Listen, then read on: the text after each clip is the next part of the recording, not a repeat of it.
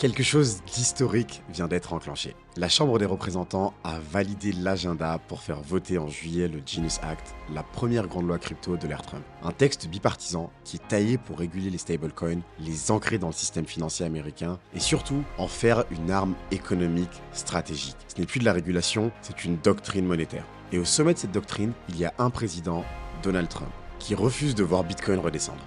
Depuis son retour, vous le savez, Trump ne parle plus de freiner la crypto, il parle de l'intégrer, de la réguler à son avantage, de la dominer. Bitcoin est devenu pour lui un symbole de puissance économique, les stablecoins un outil d'expansion du dollar, et chaque hausse du BTC un trophée politique. Mais pendant que la Maison-Blanche tisse sa stratégie, mauvaise nouvelle, Ripple se fait recadrer par la justice. On verra un peu plus loin les détails de cette affaire. Il y a également les long-term holders qui accumulent des centaines de milliers de BTC et la DeFi qui se tient prête à absorber des milliards de dollars tokenisés dès que le texte sera signé. Mais le plus important, c'est que tout ça est censé converger vers une fenêtre très précise. Une date que tous les insiders surveillent déjà comme un compte à rebours. Septembre 2025.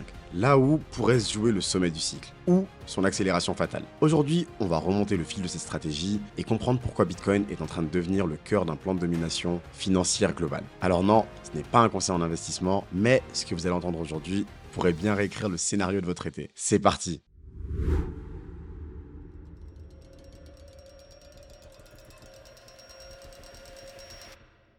Il y a des présidents qui parlent d'économie et il y a Donald Trump. Pour lui, les chiffres ne sont pas qu'une mesure. Ce sont des trophées. Le cours du Nasdaq, la cote de popularité ainsi que le prix du Bitcoin. Tout est un scoreboard. Et ces dernières semaines, Trump a choisi son terrain de jeu préféré, la crypto. Sur Truth Social, lors de ses meetings, dans ses interviews, il encense Bitcoin. Hier, il l'a qualifié d'incroyable. Il a dit que des milliers d'emplois avaient été créés grâce à leurs actions et il a ajouté que si on ne l'avait pas, la Chine l'aurait. Trump ne veut plus freiner la crypto comme en 2020, il veut l'utiliser, la contrôler et surtout la faire monter. Et ça marche. Et ça se voit dans ses choix. Il a nommé David Sachs, un entrepreneur pro-crypto, au poste officieux de stratège crypto personnel. Et ce dernier l'a confirmé. Juillet sera un mois historique pour le secteur. Deux lois sont prêtes à être votées. Le Genius Act, donc, dont on a beaucoup parlé, et le Clarity Bill. L'objectif, il est simple, c'est de clarifier la régulation, sécuriser les acteurs américains et envoyer un signal fort à Wall Street. En coulisses, la machine est lancée, et Trump le sait. Plus Bitcoin monte, plus il marque des points politiques. Ce qui n'est pas banal dans cette situation, c'est que le président américain soutient littéralement un actif qui échappe à l'État. Un actif impossible à censurer, impossible à imprimer. Un actif qui, à long terme, remet carrément en question la souveraineté monétaire. C'est un pari risqué, peut-être même un piège. D'ailleurs, dites-moi ce que vous en pensez en commentaire.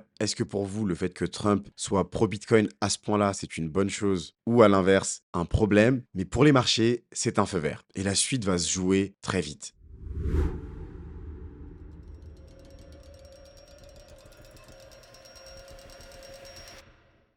Pendant que Trump déroule le tapis rouge à Bitcoin, une autre bataille se joue dans l'arrière-cour du système financier. Et cette fois, ce n'est plus la politique qui mène la danse, c'est la justice. La semaine dernière, tout semblait plié. Ripple et la SEC avaient proposé un accord commun, fin de l'affaire, levée des sanctions et amende divisée par deux. Un deal parfait sur le papier, pour tout le monde. Mais la juge Annalisa Torres a dit non. Vous n'avez pas démontré de circonstances exceptionnelles. Traduction, après 4 ans d'enquête, de millions dépensés, vous ne pouvez pas juste changer d'avis et demander à tout effacer. Et ce n'est pas juste une question de principe, c'est une leçon de gouvernance. Car ce que la SEC demandait, c'était énorme. 1. Supprimer l'injonction qui empêche Ripple de violer la loi à nouveau. 2. Réduire l'amende de plus d'1,3 milliard à 125 millions. Mais pour la juge, ça ne passe pas. Pourquoi? Parce qu'aucun des deux camps n'a apporté d'arguments convaincants. Pas de preuve d'un vrai changement, pas de justification solide, pas même le bon article de procédure cité dans la motion. C'est un camouflet. Et pour les holders XRP, c'est la douche froide. Mais attention, ce rejet ne veut pas dire que Ripple est foutu. Il signifie simplement que le marché crypto n'est pas encore au-dessus des lois. Même avec Trump au pouvoir, même avec un discours pro-Bitcoin. En réalité, c'est que la SEC garde son poids. Et que les juges fédéraux, eux,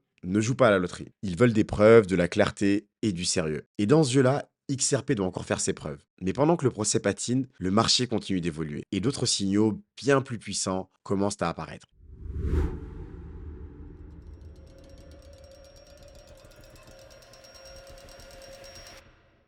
Pendant que les projecteurs sont braqués sur les tribunaux et les discours politiques, le vrai mouvement, lui, est ailleurs. Silencieux, lent, mais massif. Les long-term holders, ces investisseurs qui détiennent leur Bitcoin depuis des années sans jamais vendre, sont en train de faire quelque chose de jamais vu. Ils accumulent plus de 800 000 BTC par mois. C'est un record. Et dans l'histoire de Bitcoin, ce type de comportement n'apparaît qu'à deux moments. Avant un bull run ou juste après un crack majeur. Et aujourd'hui, le prix est au plus haut. Ce que ça signifie, c'est plutôt simple. Ceux qui connaissent le marché ne vendent pas. Ils ne prennent pas leur profit, ils renforcent. Et c'est un signal qui est fort, parce qu'au sommet des cycles précédents, en 2017, en 2021, les long-term holders vendaient massivement. On voyait leur présence dans les données on-chain diminuer fortement. Aujourd'hui, c'est l'inverse. Les portefeuilles de longue durée augmentent, les grands silencieux se positionnent et les mains faibles se font éjecter à chaque correction. Imaginez un instant, vous êtes sur le point d'entrer dans un immeuble, mais vous voyez des investisseurs expérimentés en sortir les poches pleines. C'est un signal de sortie. Mais là, c'est le contraire. Les anciens reviennent, les baleines grossissent, les portefeuilles dormants se réveillent. Et tout ça pendant que le prix dépasse 108 000 dollars. On ne parle plus de spéculation, on parle de conviction. Et cette conviction, elle se lit dans les données. Les mêmes données qui, en 2021, annonçaient le top à 68 000. Aujourd'hui, elles ne montrent aucun signe de distribution. Et ce n'est pas un détail, parce que ce type de configuration ne dure jamais très longtemps. Soit le marché s'envole, soit un événement massif vient casser la dynamique. Et justement, un catalyseur arrive.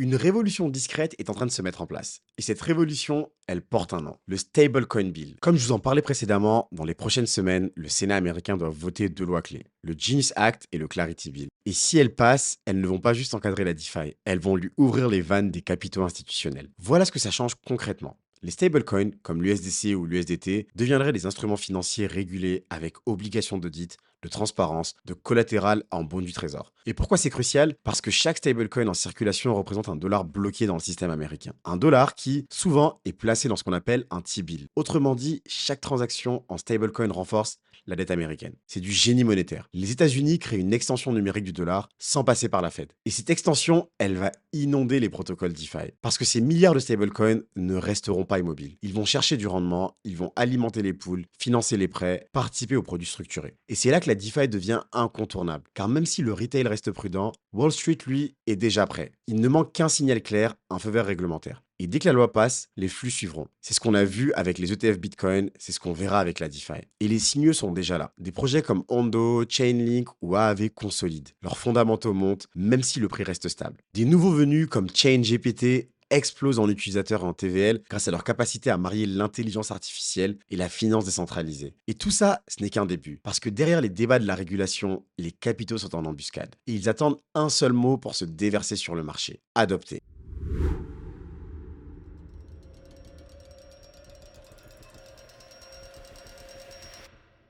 Tout ce qu'on vient de voir, Trump, les stablecoins, la régulation, la DeFi, convergent vers un point de bascule. Et ce point, il a une date, septembre 2025. Pourquoi cette échéance? Parce que si le cycle suit la logique des précédents, le top pourrait arriver entre 12 et 18 mois après l'halving. Et ça nous mène à fin septembre. Mais cette fois, ce n'est plus un cycle technique. C'est un cycle politique, monétaire, systémique. Trump veut une économie en feu d'ici novembre. La Fed est piégée entre l'inflation et la Maison-Blanche, et Wall Street s'attend à ce que le Congrès déverrouille le marché. Tout s'aligne pour une fenêtre explosive d'ici 3 mois. Trump pousse le marché, la DeFi attend son feu vert, les juges freinent, mais le système s'adapte, et derrière chaque graphique, il y a un plan. Un plan monétaire, un plan politique, et peut-être un plan de domination globale. En attendant, prenez soin de vous, excellents investissements à tous, et très bon week-end. C'était Mansour.